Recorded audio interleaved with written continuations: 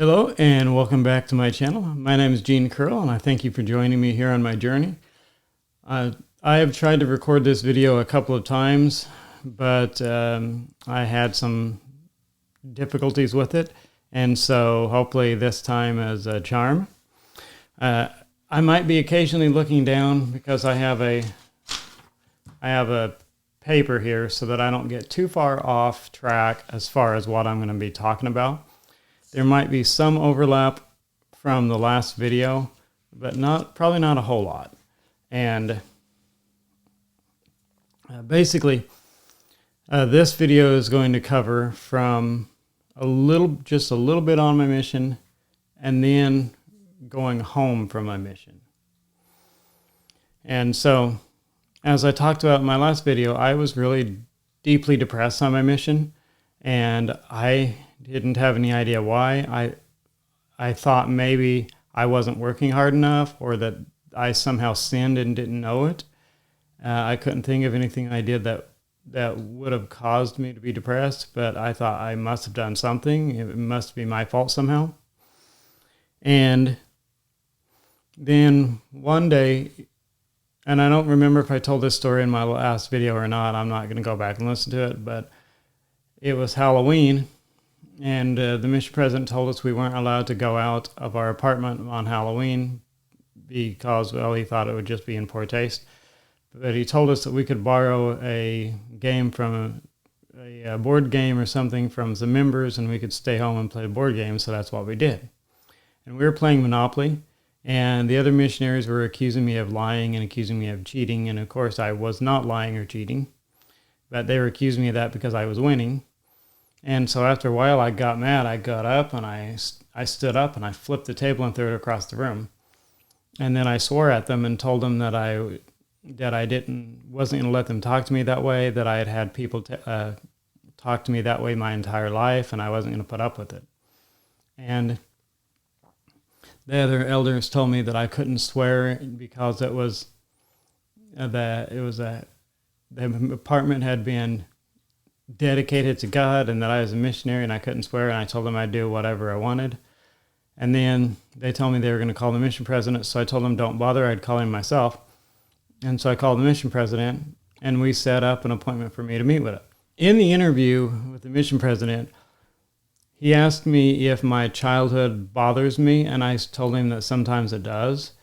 And he asked me if I'm depressed, and I told him that I was. And then he asked if I feel like I need to talk to somebody, and I said, sometimes I think so. And he said, well, here's the thing. If you need to talk to somebody, we're going to have to send you home early from your mission. You're going to be considered a disgrace. You're never going to get married in the temple. You're never going to be a bishop or anything like that. He said, it's going to be really bad. So, but in order for me to keep you on your mission, you have to tell me that you're not depressed and that you're doing fine. And so he knew, and I knew, he knew that I knew he was telling me that I had to lie to him. And so I did. After I had previously told him that I was depressed, he said, so that's what you have to say. And so I said, okay, I'm doing fine. I'm not depressed. And he said, okay. He said, but just remember, if you have any more outbursts, I'm sending you home dishonorably. So I don't think that was handled properly. Maybe I should have been sent home at that point, but he shouldn't have told me that it would be dishonorable, because as far as I know, being sent home early from a mission for a medical reason is not a dishonor. Now, of course, some people would have still looked down on me for coming home early from my mission, but that couldn't be helped, I guess. But his reaction was not an appropriate reaction, I do not think. Of course, that's not the only time the president told me to lie. One time in Zone Conference, I asked the mission president, I said, President, sometimes people ask me whether or not we believe that we can become gods and have our own planet someday. What should I tell them? And he said, tell them we don't believe it. And I said, but we do believe it, President. And he said, yes, we do. So mission president flat out asked me to lie. And at some point on my mission, I had justified lying to people if it brought them into the church, because I thought, if I lie to them and it gets them into the celestial kingdom, they're not going to be mad at me that I lied to them because they made it to the celestial kingdom. And they'll be happy that I got them there by whatever means. And so I justified that, but it still caused me some moral injury to lie to these people. Also, my first mission president, he kind of looked at me more like a number. He was a corporate man. He'd been a CEO of several different places. He was also the prophet's nephew, but he was a corporate man, and so he looked at all the missionaries as more of a number and just a cog in the machine. And he told me not to think about what I was going to do after my mission. He told me not to think about it at all, that I should only think about my mission, and that's it. And I was striving to do exactly that. My second mission president, he said, no, that's stupid. He said, you don't want to go home completely unprepared. He said, when you go home from your mission, you want to have some idea what you're going to do. He said, so next time when I talk to you, I want to know what you're going to do when you go home from your mission. So my second mission president, I think, was a better mission president. I didn't always agree with him, but he was a more personable guy. Also, my second mission president in zone conference one day, he came up with this new rule that we could only listen to music that was performed by the Mormon Tabernacle Choir. And he said it didn't matter what music it was. If the Mormon Tabernacle Choir sang it, we could listen to it. If it wasn't performed by the Mormon Tabernacle Choir, we couldn't listen to it, even if it was produced by the church. And I said, I'm sorry, President, but that rule makes no sense. And he said, yes, it does. So you're telling me that if the Mormon Tabernacle Choir were to perform some Kid Rock songs, that you would let us listen to it. But if there's a CD that we have of church hymns produced by the church, we can't listen to it. And he said, that is correct. And I said, I'm sorry, but that rule makes no sense. And he said, I'm your mission president. You have to agree with me on this. And I said, no, I don't. I don't have to agree with you. I don't have to like the rule. I just have to follow the rule. And he thought about it and he said, okay, well, I guess you're right. In my second to last area, I was tracting, which is going door to door, knocking on doors, trying to tell people about the church. And I still remember exactly what the house looked like. I could easily find it today. It was in Honolulu. And I was going knocking doors, and this one door knocked on, and this lady, I think she was a college professor. But we were telling her what we believed about the church, and she said, isn't that a little juvenile? And I said, well, the Bible does say that only those who become like little children will inherit the kingdom of heaven. And she busted up laughing and said, why would anyone want to inherit the kingdom of heaven? And I tried to explain it to her, why heaven was great and all those things, but she didn't really listen. And after a discussion for quite a few minutes, she looked at me, just me, not my companion, and she said, in 5 years, you'll no longer be a member of this church. And I said, yes, I will. I said, I'm going to come back in 10 years and bring my family and show to you that we're all still members. And she laughed and she said, no, in 5 years, you're not going to be a member of this church. She didn't say the same things to my mission companion, just to me, which is kind of curious. But the funny thing is, my mission companion sometimes didn't follow all the rules, but he never questioned the rules. And I don't know how exactly she picked up on this, but I followed all the rules to the T, but I questioned the rules. And questioning the rules, but following the rules but questioning them is more likely to lead you out of the church than being disobedient but never questioning the rules. And somehow she'd figured that out somehow. Something about my personality, I guess, led her to believe that. But within 5 years, I wasn't in the church, but that's skipping ahead. So I'll get to that. In my last area, I had two companions. One of them was a missionary who left on his mission the same time I did, and we were in the MTC together. But he was going home one transfer early. And so I had him, and then when he went home, after that, I had a brand new missionary and I had to train him. And training that new missionary on my very last transfer of my mission was the only leadership type position I had my entire mission, because the mission president didn't like the fact that I questioned the rules. But he always put me with disobedient missionaries because he knew that I would straighten them out. And I thought that was kind of a punishment. And I believe I talked about that in another video, so I won't go into that a whole lot. But yeah, I thought it was a punishment to me to be able to be put with disobedient and lazy missionaries all the time. Well, eventually, I came to the end of my mission, and I tried to make all my thoughts about my mission until it was time to go home, but I couldn't help but think about home every once in a while.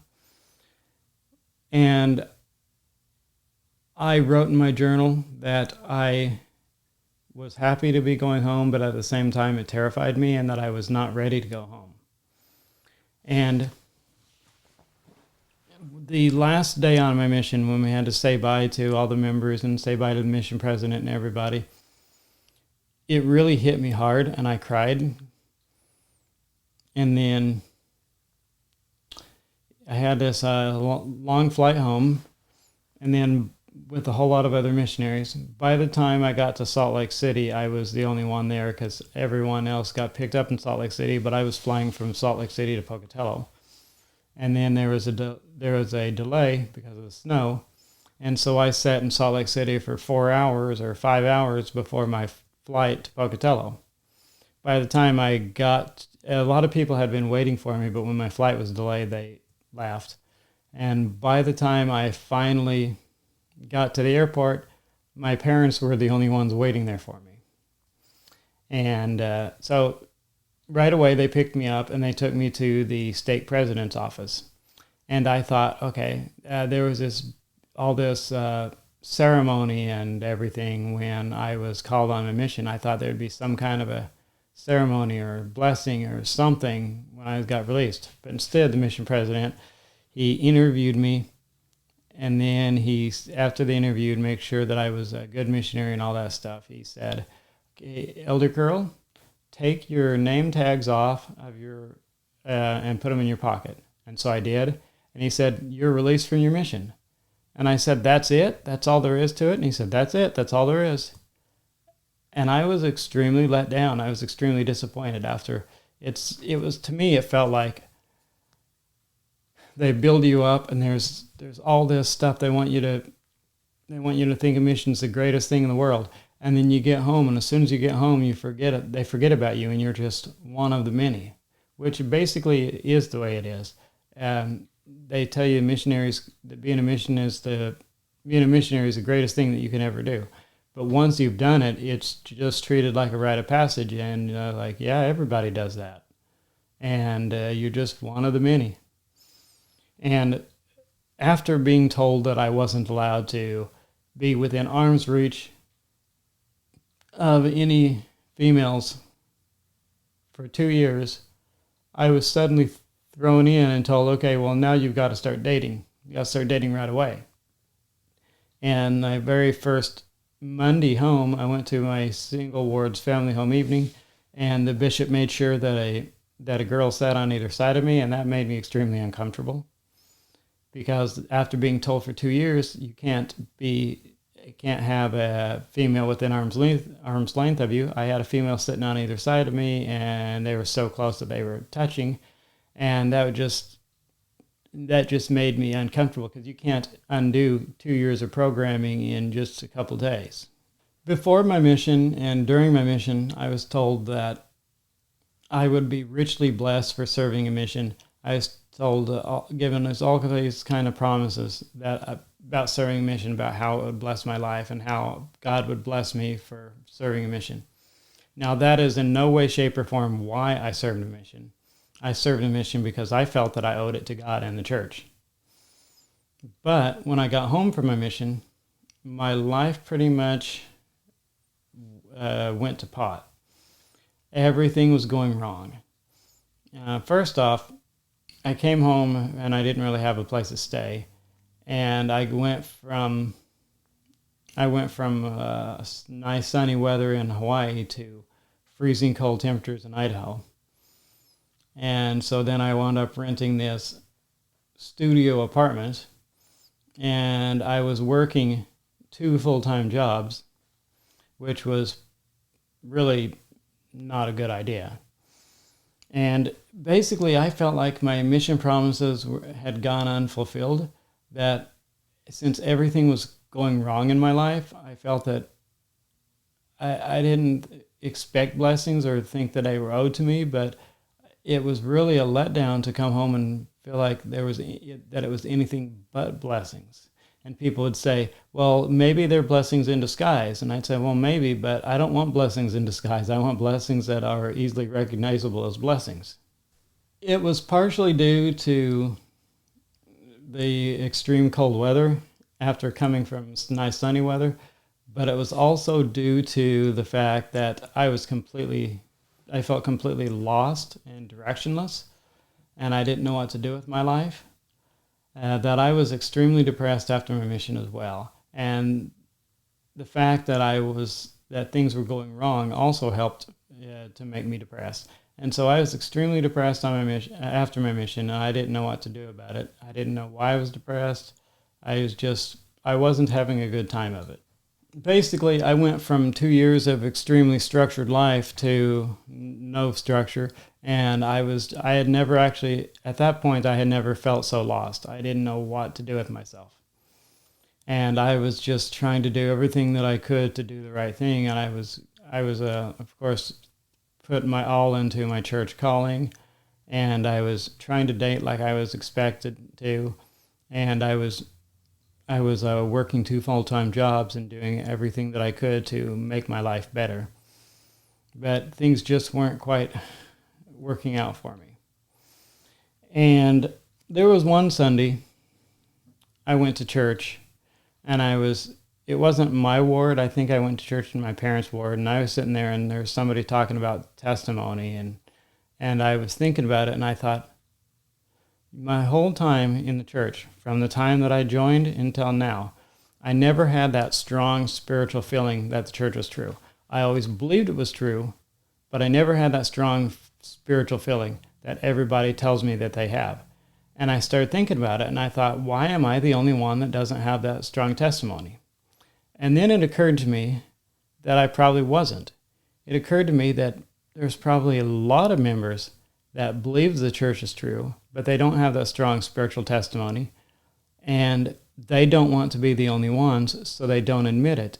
And they follow the admonition of the church, where the church says that you gain a testimony by the bearing of it, and so you just say that you know the church is true, and eventually you will. And I tried following that, but it just didn't matter how much I said I know the church was true. I believed the church was true, but I didn't know the church was true. And it occurred to me that there's a lot of people in that boat, and it was kind of like the emperor's new clothes, that nobody wanted to be the only one to notice that the emperor didn't have any clothes on. And instead, they're all talking about what beautiful clothes the emperor had, even though they think, man, am I the only one that sees the emperor as naked? Well, except as things progressed, it went from that to realizing that perhaps there was no emperor. But that's jumping ahead in the story, and I don't want to get there yet. So the next part of my story, I'm going to talk about my college and how going to college has helped me in life, but also how going to college has caused me doubt. And I'm going to be talking about my college experience, how a relationship that I had while I was in college, how that contributed to my journey or my journey out of the church, and those things. So I think that I will probably leave this video at this point. And if you're still following along with me in my journey, I appreciate that. If you have any questions for me, if there's anything that I wasn't clear about, ask me and I will gladly tell you, and or put it in the next video. But I try to respond to all the comments. There's getting to be so many that I can't keep up, but I'm doing my best. So I greatly appreciate it if you comment. And I do read them all, even if I don't have a chance to comment on all of them. So I do appreciate it if you comment on the videos. And I will, like I say, I hope that you continue with me through the rest of this journey.